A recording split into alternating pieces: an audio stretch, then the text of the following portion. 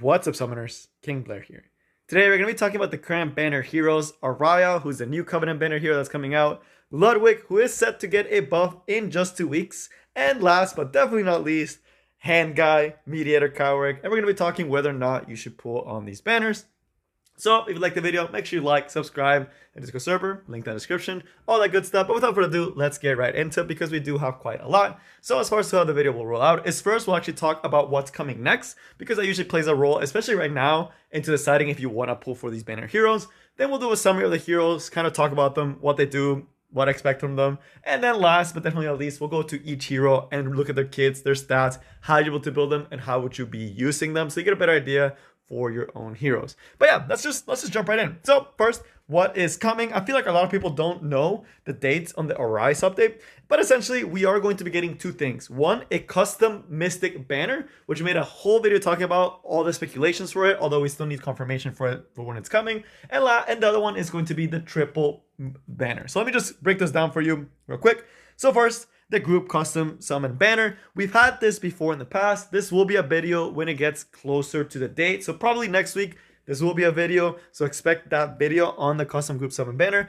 because we have had similar things to this. But the thing that's really interesting at this time, they are letting you choose your own triple banner essentially, right? The way it worked before is that there is no pity counter, right? So you summon a hero and you're like, okay, no pity. How does that work? Well, you have a pseudo pity, which every time you summon, you get a coin and you use 120 points, which is basically the same thing as pity to buy one of the heroes. The thing that's really cool about that with the triple banner is that on your way to pity, if you do pull one of the units, it does not reset your pity counter. So it's actually really cool. It's a really cool way that it works that way because what ends up happening is you're able to pull, for example, let's say on this banner that they have right there, they pick these three. Let's say they pick Vivian. If they get Vivian early on, they don't have to spend these coins.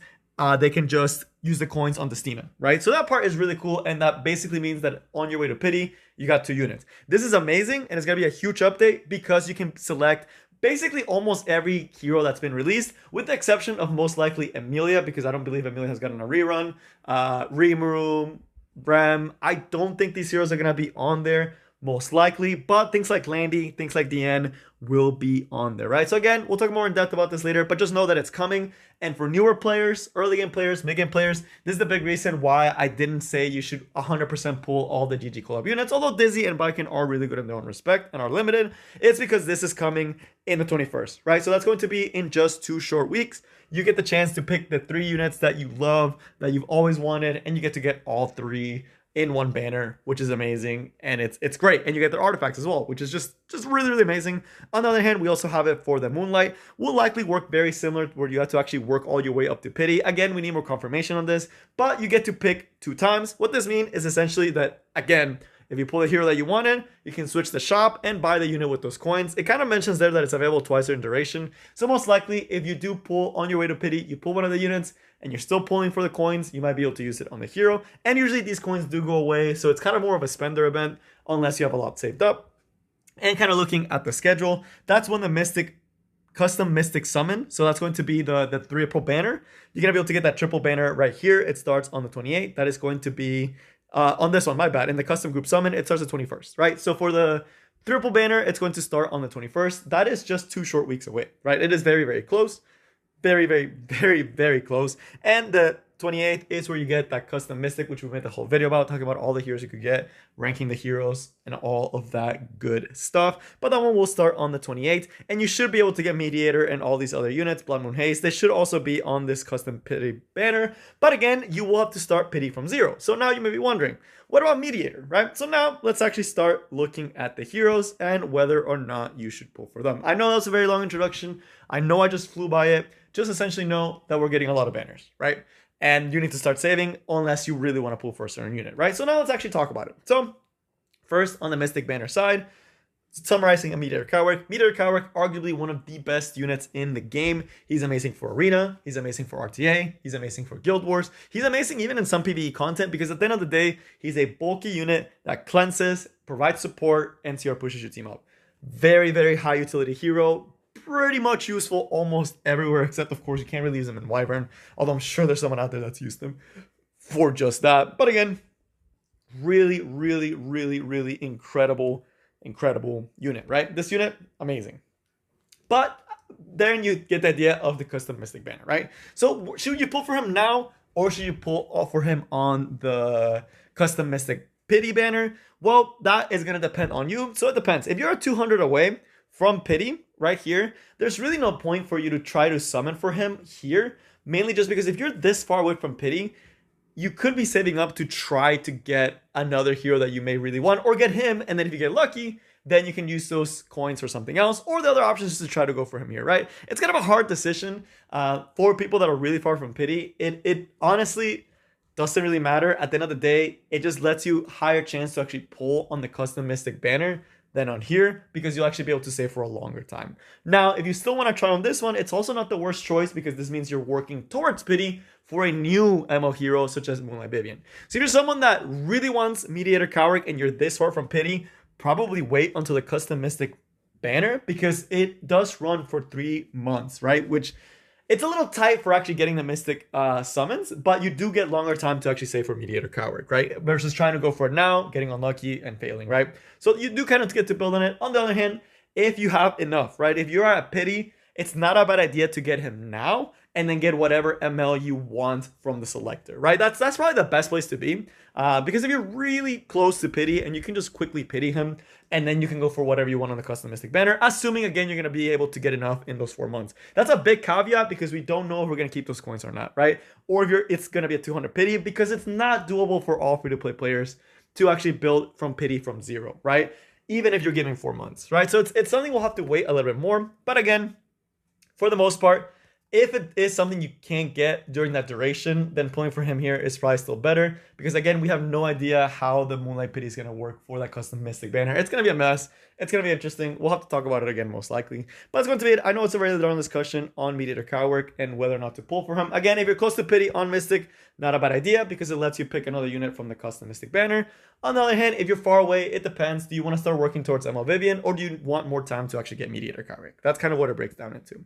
Now, as far as the other heroes, Ludwig we'll have to look at, because he is getting buffed. He does look interesting, but interesting does not mean you should pull, right? Interesting, I don't think he's going to be like this broken unit. He is pretty decent at some PvE content, like actually. And with these buffs, again, it can also make him pretty good for some PvE content, but I don't think he's at that level where he's a must pull type unit, right? He's definitely going to be a fun unit. He's definitely going to pop off with some combos. Some people are definitely going to have some success with him, especially earlier on, but I don't see him like a must pull hero. And Aria, as cool as her kit is, it does have a lot of issues. She's primarily going to be a PvP style hero. Her kit didn't scream too much PvE, but again, there's always some really quirky PvE things people do, especially because you can take the aggros and she stealths all the units. I know someone's gonna find something super quirky where you can actually use Aria. I could even see someone doing some weird Wyvern stuff with her, because the Wyvern has to hit her if she's the front line, right? I could just see some crazy stuff, because she is a counter set unit and she is water. I could definitely see someone trying that, but I wouldn't just pull her because she could do some Wyvern, right? But as far as the PvP, she has significant counters, even though she has a very cool kit. She looks more like a niche unit, something like Senya, which in the right situation can be a really good unit. But outside of it, it's a little rough. There are a lot of counters to her, and we'll actually talk about that in detail, which we're going to do right now. And we're going to the first hero, which is going to be none other than Aria. She's going to be a mage, so she's think definite artifact, book, all that good stuff. You know, the mages do have a pretty good lineup of artifacts and a lot of selections. But let's actually look at the kit. As far as the kit goes, she has pretty good HP for a mage. That's actually a pretty decent amount of HP. Decent attack, not the greatest. Doesn't really matter, because that's not where her main damage comes from. Really solid defense at 673. Really great crit hit rate, because she gets it from her passive. And some effectiveness and Everest, which actually allow her kind of to land some of the debuffs and stuff like that. And as far as the self-imprint, it is going to be defense, because she's going to be a defense scaling mage, right? She really does feel like Xeno if Xeno was a waifu, essentially, and was made to be little bit stronger. They honestly could have given this exact same kit to Xeno, and it would have worked almost the exact same, in a way, right? They could just switch some stuff around. Very interesting that they decided to make a whole unit that it's very similar to Xeno, but just better. But all right, now let's actually looking at the kit. First, the S1 is a skill that attacks 2 enemies, and it has I believe it's going to be like 60% chance or 50% chance. Yeah, it's only 50% chance to land decrease hit chance, which can be pretty annoying. And it does hit 2 targets. That part is pretty nice. The damage on it is not insane, but again, you have to remember you are hitting 2 targets. Even though you're hitting each target for like 3,000, maybe 5,000, you have to remember that is 2 targets. So essentially she's putting like 8-10k on the board, right? Or if she's a little bit weaker, 7-8k on the board, right? If she has defense buff, it's most likely going to be 7-8k damage on the board, which again is respectable, and it does hit, because it does hit those 2 targets. And again, mages do have access to a Fairy Tale Tenebria artifact, which is going to work for her. Then you actually have the passive, which is a really cool passive, but essentially this is how she's getting the buffed crit rate. She will get a lot more when you actually scale this up, right? So she's going to have way higher starting crit rate.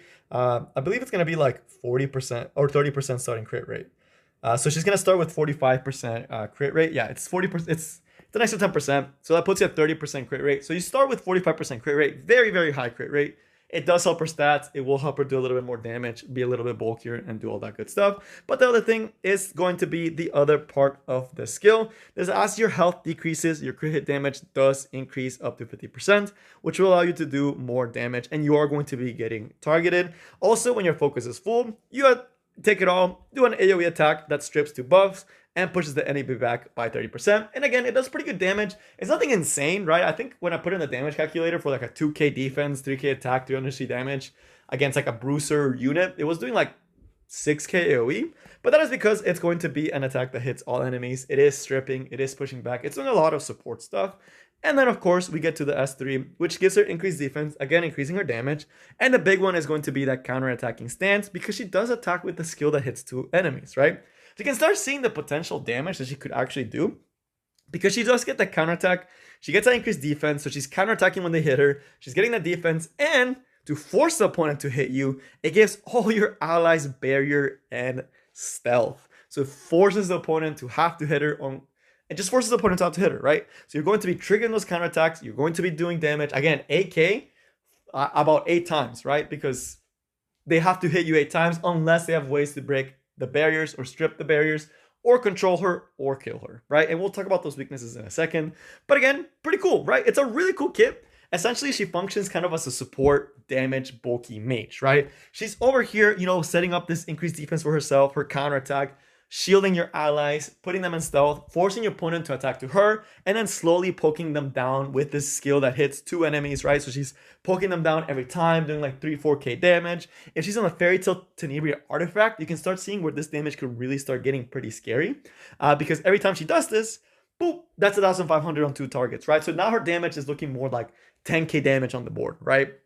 And she keeps, boop, pops them for 5k every time she gets hit, and then she gets to that big S2 animation, which honestly is super cool animation, by the way. This animation is honestly one of my favorites that they've released in a long time. The animation is sick, right? The animation looks amazing. So this animation, again, super dope animation, super cool. Another AoE attack that counts as a counter attack, so it's even more damage on your Fairy Tale Tenebria artifact. So you're looking at a pretty good amount of damage on this unit overall, right? Really, really solid damage. But now, why do I say she's not a must pull?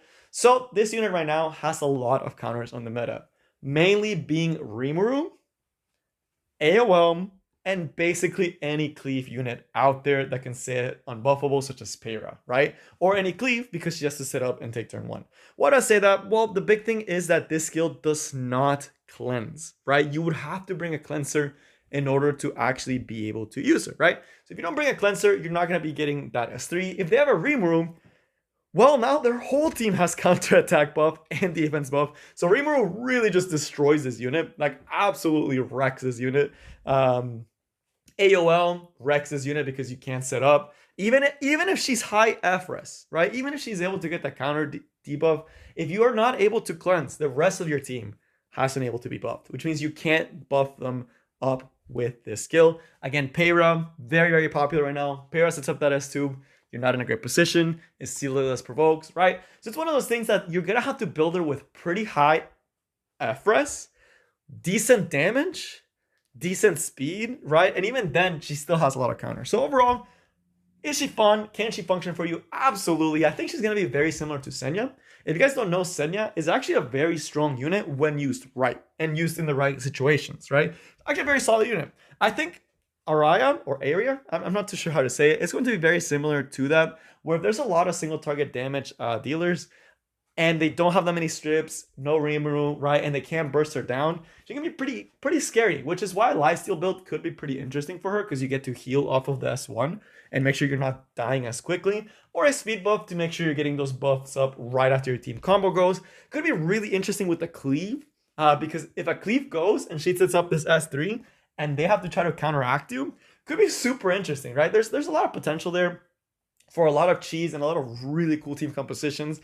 Very fun looking unit, but it's going to be very hard to get around a lot of her counters, right? That's going to be the biggest thing, especially with how popular Pyrrha is pretty much everywhere, right? Same thing with even like Celilius and even things like Polides, right? There's a lot of things out there that can actually deal with her, which makes her not be busted, right? Especially because her S3 doesn't cleanse. If this S3 cleansed, she'd be incredibly powerful, right? Since it doesn't cleanse, she's actually pretty balanced, right? She's balanced, fun unit, but with the triple banner coming out so soon, I can't suggest a fun unit, right? So with the triple banner, there are so many other heroes that are more needed for the game to progress your account, that are stronger, that are going to carry you more versus a unit like her, right? Which is why I mentioned probably don't pull for her. But now we're going to be moving to the ML side with Mediator Kawerik. As far as Mediator Kawerik, he's going to be a warrior. Mostly the only artifact he really runs is going to be the Music Box, which is a free-to-play artifact that they gave in a side story, so you may not have access to it, which gives a random buff every time he takes a turn. Or the more common one, Warhorn, which lets him push up, give attack buff to the rest of the, or give an attack boost to the rest of your team. But as far as skills and stats, extremely bulky. Like this guy is a wall, right? 7k HP, really solid defense, no ER, no effectiveness. He doesn't need it. No attack, he doesn't need it. He's a wall that's a support, right? He's a support wall. As far as self-imprints, FRES makes no sense for him. Some people may like the FRES on his imprint concentration because they run like a weird 100 FRES build, so they don't get pushed back by certain things. But the big one's actually gonna be the imprint release, which attack, again, if you pair this with Warhorn, Warhorn gives 15%, I believe. 10 or 15%. I'd have to double check. But this with Warhorn, you're looking at a pretty nice little attack boost for your team, right? So very good imprint for being a support kind of unit. As far as a kid, why is he so good? First, the S1. Super underrated S1. This S1 is actually quite annoying to deal with. But essentially, it's a 15% CR push to himself and to the highest, I believe it's the highest combat readiness ally, right? So that essentially pushes your tempo up. That's a lot of CR push that he's getting. It makes this 102 quote-unquote slow unit be much faster than he actually is because you're cycling him quite quickly, right? You do this, you're pushing up an ally, you're pushing him up, right? That is giving you a lot of advantage. It's giving you a lot of tempo. It's making fights be a lot scarier than they should be. And the damage is actually pretty decent because, as you may know, it scales with his health, and he is a wall. So even with no crit damage, no crit rate, this skill does like a good 3k poke, right? It's really good poke, right? It's a really annoying poke actually, and it can CR push. Again, super underrated skill. DS2, arguably the most annoying skill on his kit.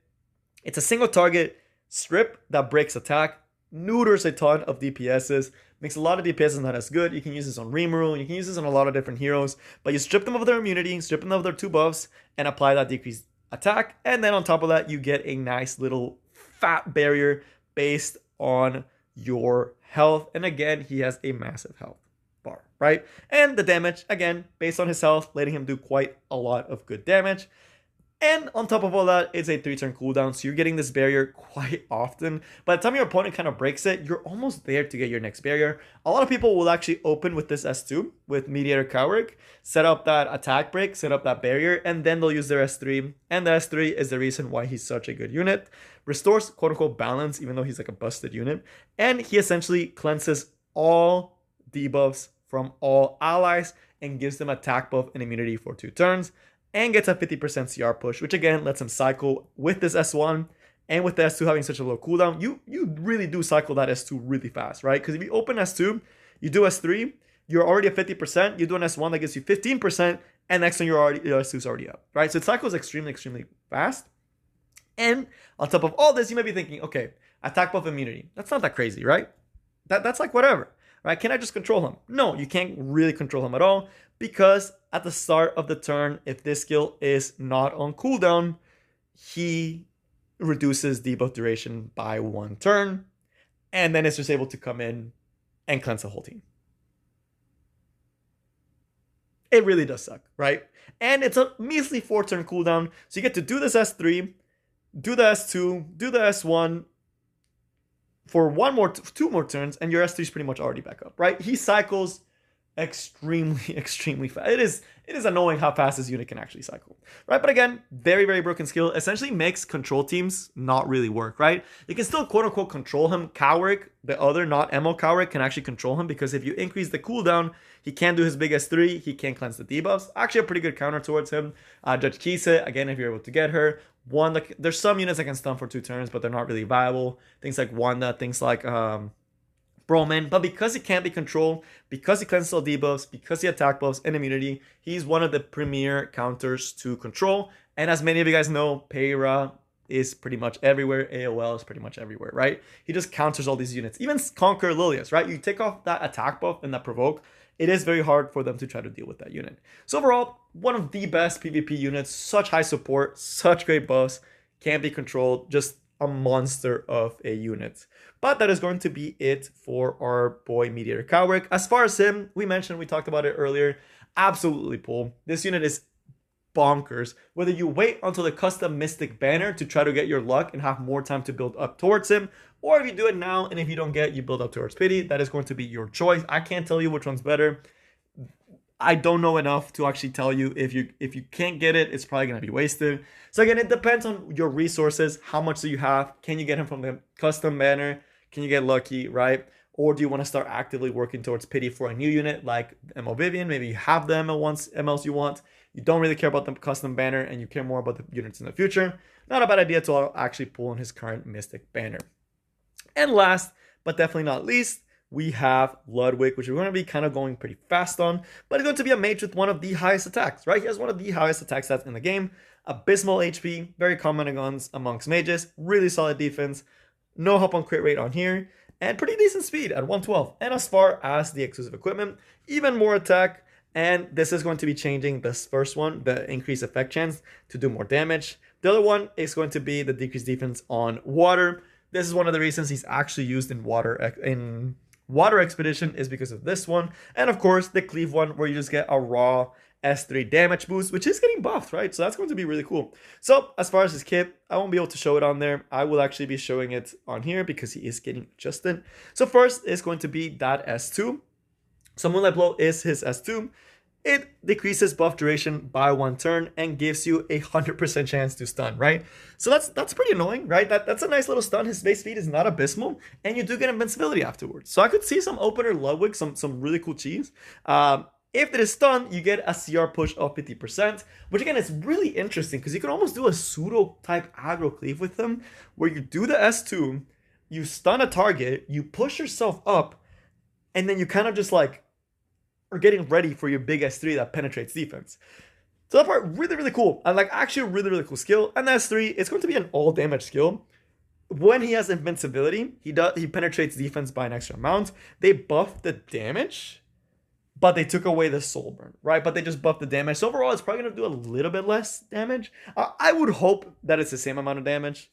I would hope so. But then again, most likely it's going to do better damage than it did before on bulkier targets, but like less against squishies, right? Most likely it's what this looks like. But again, you do get an extra 10% penetration when you don't have invincibility, which again is going to likely make up for the fact that you're losing some damage and for the damage still increase, right? So at the end of the day, he should be doing more damage, right? That's essentially what I'm getting at. And of course, the S1, it's a pretty simple S1. Really basic. Attacks the enemy, steals a buff, right? Steals 1 buff, which is pretty cool, right? It's annoying to deal with in the right situation, and you get CR push when you use the S1. But overall, not really seeing that much play. Definitely usable. Definitely really cool, right? I'm really interested to see how people actually use this. I know there's going to be people that are going to be using this in their cleaves. It's definitely cleave viable. I just don't know. I don't think it's worth pulling, right? There's several other cleave options out there, so definitely not a unit you have to pull for. But that is going to be all I got for you guys today. My voice surprisingly is quite tired. I feel like I talked super fast. I apologize if it's really fast. I really wanted to get this information to you guys as packaged as possible. But that is going to be all I got for you guys today, and I will see you next time. Peace.